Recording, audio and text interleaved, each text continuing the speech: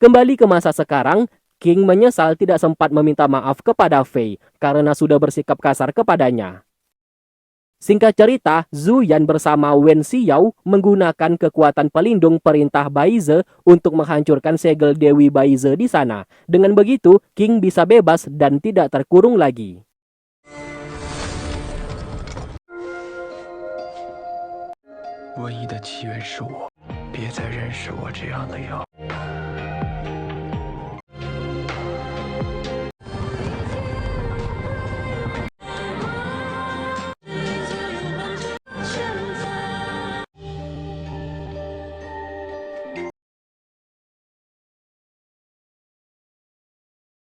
Singkat cerita, warga di kota air mengucapkan terima kasih atas bantuan mereka, yang kini seluruh penduduk telah sembuh dari wabah penyakit tersebut. Baiju yang baru pertama kali diperlakukan seperti itu menjadi salah tingkah dan terjatuh, yang membuat semua orang tertawa melihatnya.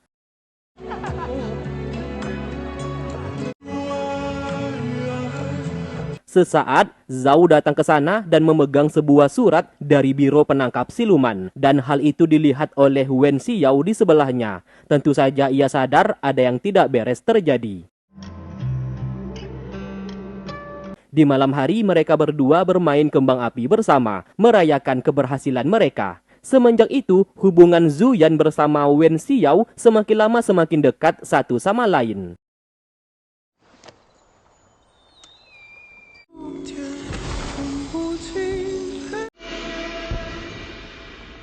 Lalu kemudian mereka semua berkumpul untuk makan bersama. Zhao menari tarian pedang ditemani oleh Zhu Yan. Mereka semua pun bersenang-senang, kecuali Pei Yan yang memilih pergi dari sana. Dan hal tersebut menimbulkan kecurigaan bagi Wen Xiao yang melihatnya.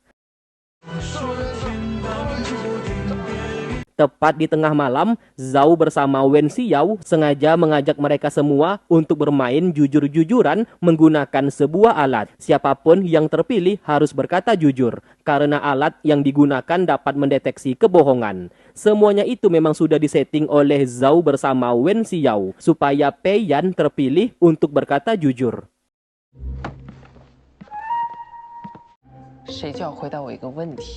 Tanpa basa-basi, Wen Xiao lantas berkata, Biro Penangkap Siluman telah mengirim surat. Saat ini terdapat mata-mata dari organisasi Chongwu di antara salah satu dari mereka. Orang yang paling dicurigai adalah Pei Yan, karena selama ini pergerakan mereka selalu diketahui oleh organisasi Chongwu.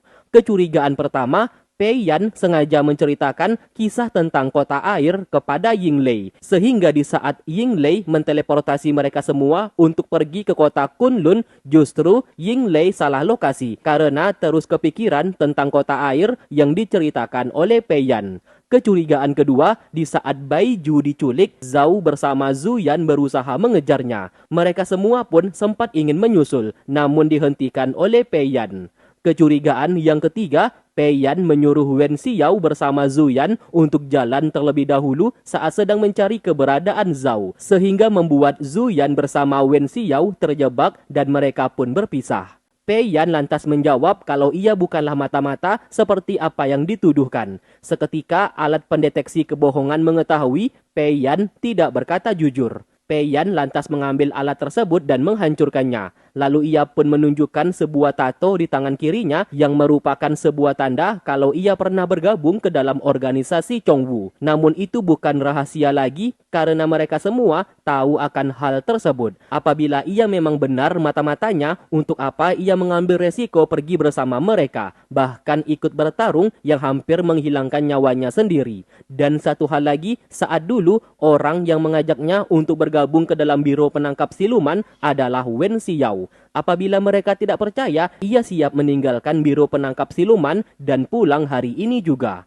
Mendengarkan itu, mereka semua pun lantas percaya terhadap ucapannya, karena yang dikatakan oleh Pei Yan terdengar masuk akal. Tanpa mereka sadari kalau memang benar Pei Yan adalah mata-mata dari organisasi Chongwu yang sebenarnya. 每一任白色神女对妖怪都很好的。下一个到谁了？他这么说，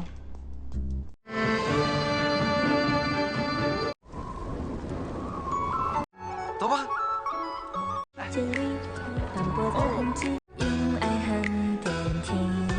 Singkat cerita, mereka telah tiba di Gunung Kunlun, pintu masuk atau penghubung menuju wilayah Dahuang, tempat tinggal para siluman. Terdapat 2 orang penjaga di sana bernama Ying Zhao dan Zhu Yin.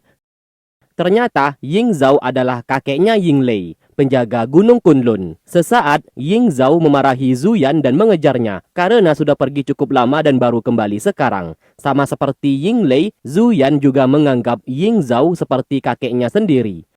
臭小子，你还知道回来？你再打我可还手了！我打你！知道了，捅刀真大口！你都爷爷，我打！ Setelah itu mereka diperlihatkan wilayah Dahuang sebentar lagi akan segera hancur. Maka dari itu, Zhu Yan bersama Wen Xiao harus menggunakan kekuatan pelindung mereka agar kedepannya siluman jahat tidak keluar dan memasuki dunia manusia. 为了公平起见，白色令一分2半，共同掌管。我们抓紧时间，赶紧开启阵法。星辰阵法需耗费大，还是等到明日吧。 Lalu mereka berdua pun duduk mengobrol dan di sana Zhu Yan menceritakan alasan kenapa ia bisa hilang kendali dan dirasuki aura jahat setiap 8 tahun sekali akan ada yang namanya bulan darah. Dan di saat itulah Zhu Yan akan hilang kesadaran dan kendali atas dirinya sendiri. Aura jahat di tubuhnya lalu keluar dan membunuh siapapun di hadapannya. Dan itu berlangsung selama 1 malam penuh. Kita pun flashback ke masa lalu, terlihat Zhu Yan membunuh semua orang, biro penangkap siluman. Setelah ia sadar, ia pasti menangis karena menyesal melakukan ini semua. 我很快就恢复了清醒。 Dan kebetulan esok hari bulan darah akan muncul. Tidak menutup kemungkinan ia akan kembali hilang kesadaran akibat aura jahatnya. Apabila itu terjadi, ia meminta Wen Xiao untuk segera membunuhnya. Mendengarkan itu, Wen Xiao hanya bisa terdiam.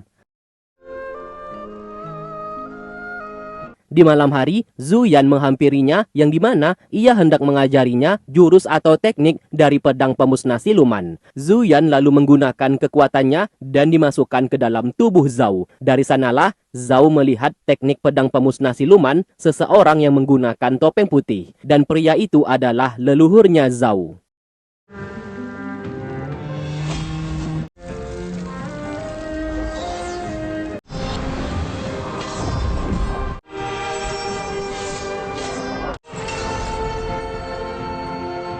Lalu kemudian, Zhu Yan kembali mengingatkan untuk membunuhnya apabila esok hari ia dirasuki aura jahat.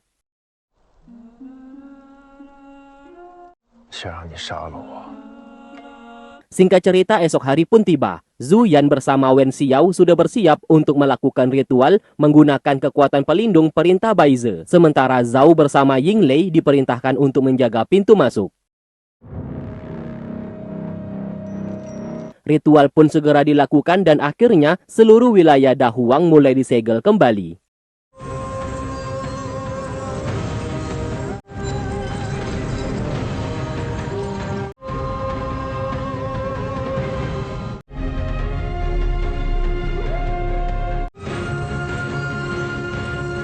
Namun tiba-tiba, Zhu Yin mencoba menghancurkan ritual tersebut, yang ternyata sejak awal ia memang sudah berkhianat dan berencana membuat seluruh siluman jahat di wilayah Dahuang bisa keluar untuk menguasai dunia manusia.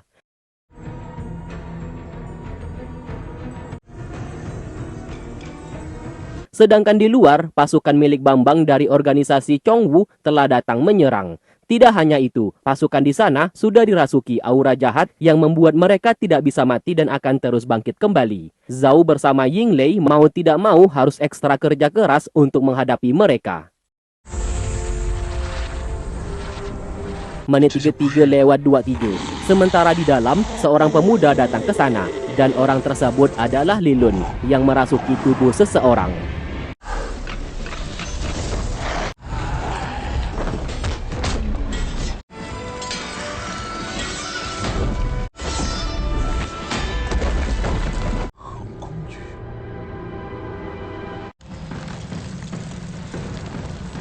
Akhirnya diketahui, Zhu Yin sudah bekerja sama dengan Li Lun untuk melakukan ini semua dan membunuh Zhu Yan bersama Wen Xiao supaya kekuatan pelindung perintah Baize bisa dihancurkan. Dengan begitu, Li Lun bisa terbebas dari segel. Hari ini adalah waktu yang tepat karena sebentar lagi bulan darah akan segera muncul. 如夜，别忘了，也是你带我离开大，我才得以见时光。 Kita pun kembali ke masa lalu. Zhu Yan bersama Li Lun ternyata bersahabat, bahkan sudah seperti saudara. Zhu Yan sangat suka dunia manusia, namun tidak dengan Li Lun yang tidak menyukainya. Meski berbeda pendapat, mereka berdua tetap saling berteman baik. 凡人真是所能有。你怎么老爱帮着人类说话？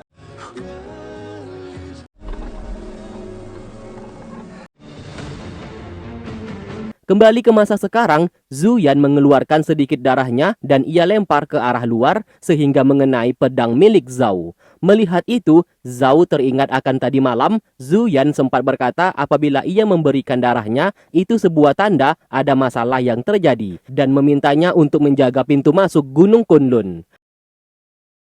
小卓大人，听我信号。 Menyadari hal tersebut, Zhao meminta Yinglei untuk masuk ke dalam, sedangkan ia akan menghadapi musuh di luar.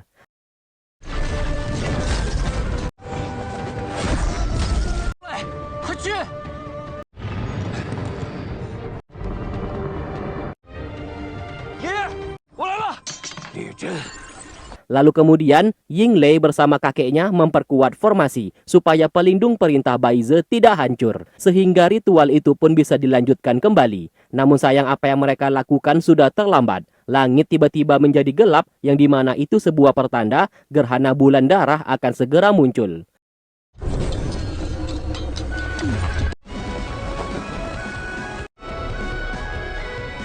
小卓大人靠得住。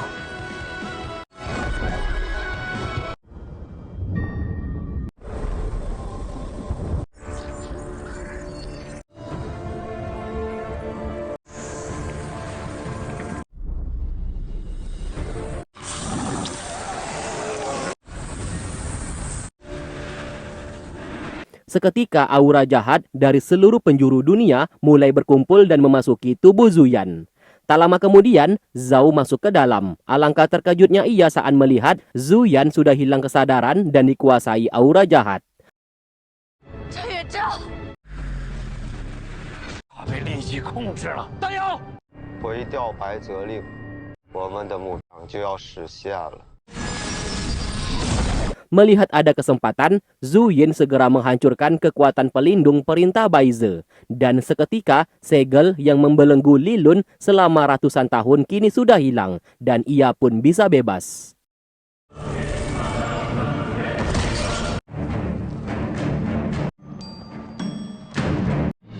Li Lun的封印解除了。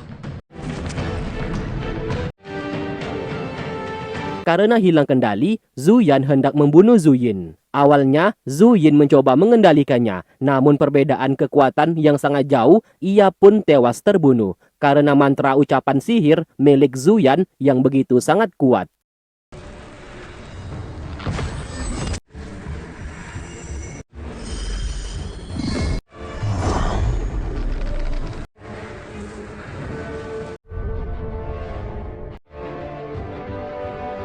Melihat itu, Yinglei bersama sang kakek menyegel Zhu Yan menggunakan pagoda emas dalam menghentikan tindakannya dan menyuruh Wen Xiao bersama Zhao untuk segera pergi dari sana. Sayangnya, Zhao tidak mau pergi karena ia sudah bersumpah kepada Zhu Yan apabila Zhu Yan dikendalikan aura jahat, ia akan membunuhnya.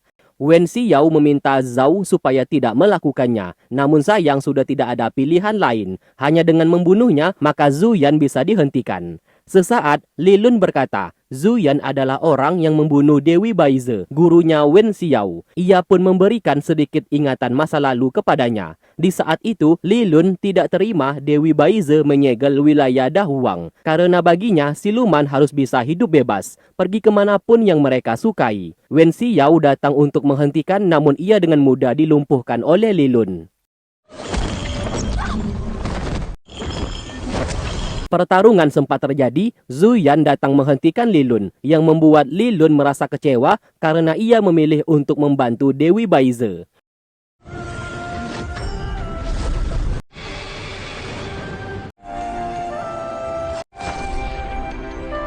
Setelah itu, Dewi Baize segera menyegel Lilun. Melihat itu, Zhu Yan sangat bersedih karena kehilangan sahabatnya. 会被封印于诞生之地，我差点忘了你们是朋友。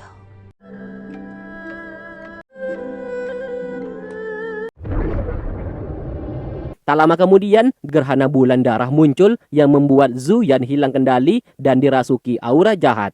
Tanpa sadar, ia membunuh Dewi Baize. Lalu kemudian, dalam kondisi sekarat, Dewi Baize mengeluarkan kekuatan pelindungnya dan dipecah menjadi dua bagian. Satunya kepada Wen Xiao dan satunya lagi kepada Zhu Yan. Tak lama setelah itu, pasukan biru penangkap siluman juga datang ke sana untuk menghentikan Zhu Yan. Sayangnya mereka semua dibunuh oleh Zhu Yan, menyebabkan ayah beserta kakaknya Zhao juga ikut menjadi korban.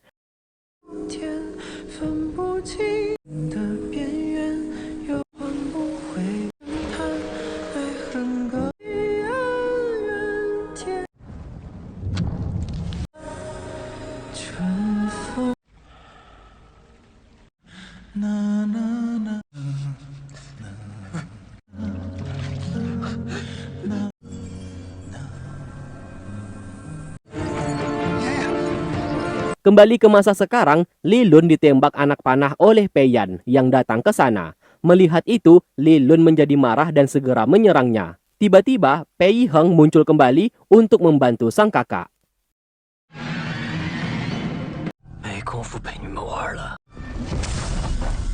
Secara perlahan, kuil pagoda emas mulai dihancurkan oleh Zhu Yan. Mau tidak mau, Zhao segera melakukan penyerangan untuk membunuhnya. Terlihat Wen Xiao memintanya berhenti, namun tidak diperdulikan oleh Zhao. Sayangnya serangannya itu tidak berguna. Zhu Yan menggunakan ilmu sihir ucapan yang membuat Zhao langsung tidak berkutik.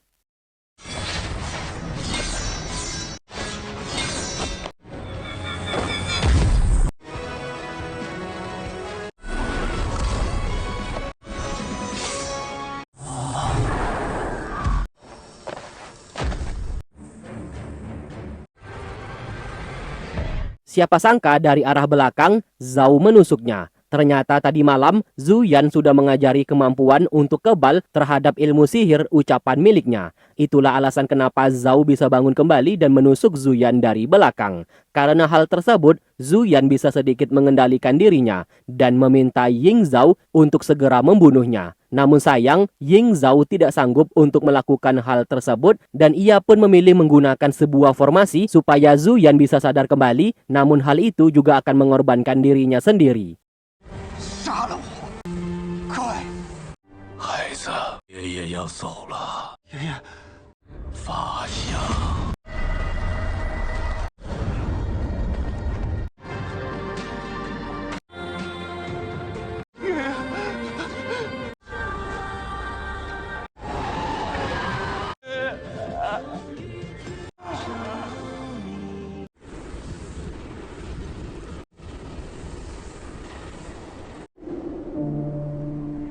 Singkat cerita, setelah Zhu Yan sadar kembali, ia melihat semua orang sedang bersedih. Mengetahui Ying Zhao telah tiada setelah mengorbankan diri untuk membuatnya kembali sadar, Zhu Yan seketika langsung terdiam.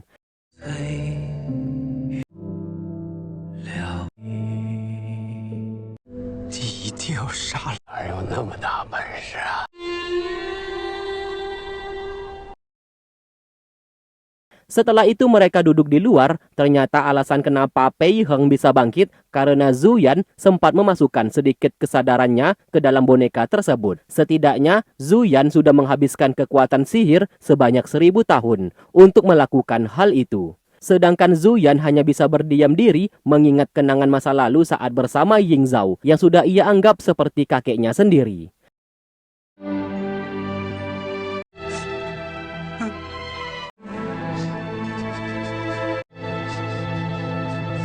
Sementara Zhao mengingat perkataan Ying Zhao yang berkata selama ini Zhu Yan sudah menyesali perbuatannya yang membunuh semua orang di biro penangkap siluman. Bisa dikatakan Zhu Yan tidak bersalah karena dirasuki aura jahat. Namun bagaimanapun juga, pembunuh tetaplah pembunuh. Maka dari itu, setahun sekali, selama 8 tahun terakhir, Zhu Yan pasti menyiksa dirinya sendiri sebagai hukuman. Apabila Zhao tidak percaya, ia bisa melihat punggung Zhu Yan. Ying Zhao berkata, Zhu Yan adalah siluman baik hati. Hanya saja nasib sial juga menyertainya. Untuk membuktikan itu, Zhao menghampiri Zhu Yan dan merobek baju belakangnya. Ternyata memang benar terlihat bekas luka di punggung Zhu Yan, sama seperti apa yang dikatakan oleh Ying Zhao. Zhu Yan memintanya untuk segera membunuhnya. Namun hal itu tidak bisa dilakukan oleh Zhao. Ia tidak ingin Zhu Yan mati dengan mudah. Dan ia harus menebus semua kesalahannya terlebih dahulu, baru ia akan membunuhnya. 应该去做真正能够弥补大家的事情。等你还清了，再来找。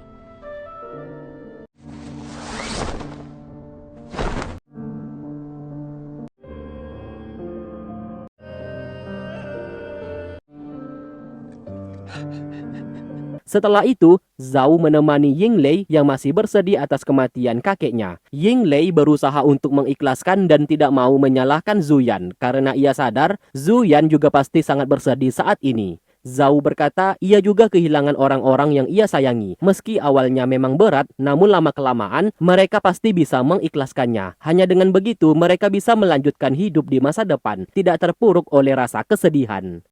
我父兄走后，所有的亲人。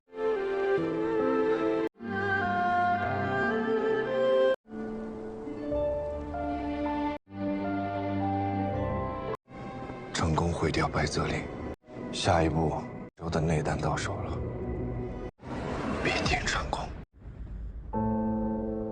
Singkat cerita, mereka hendak melanjutkan perjalanan. Mulai sekarang, Yinglei tidak ikut bersama mereka karena ia akan menggantikan kakeknya untuk menjaga Gunung Kunlun. Yinglei juga memberikan barang pusaka miliknya supaya mereka bisa berteleportasi dan berpindah tempat dengan mudah. 你一定会成为这天下最好的大夫。